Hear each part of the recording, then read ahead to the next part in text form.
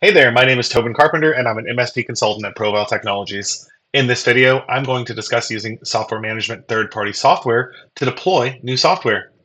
The third-party software function within software management allows you to create software catalogs that can be applied through policies or manually to automatically deploy missing software and update existing software.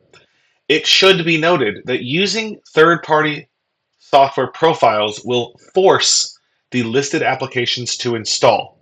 Therefore, you should only select those applications that are mandatory for that client being applied. If the application does not exist, it will install.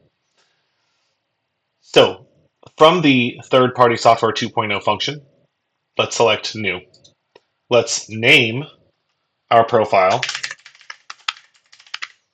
and select Save. Select the profile that you've just created, and let's select the Software tab. Select the Add button to see the catalog of software that is available. The catalog is quite impressive and can be searched to find the software that you're looking for. For example, let's type Adobe. Now I can see the Adobe folder, and I also have the option to show the latest versions or all versions. In most cases, you'll want to use latest. Select the drop-down and select the software that you're looking to deploy. Ensure that the auto update is selected. In most cases, you will want to make sure this is selected. Select Save.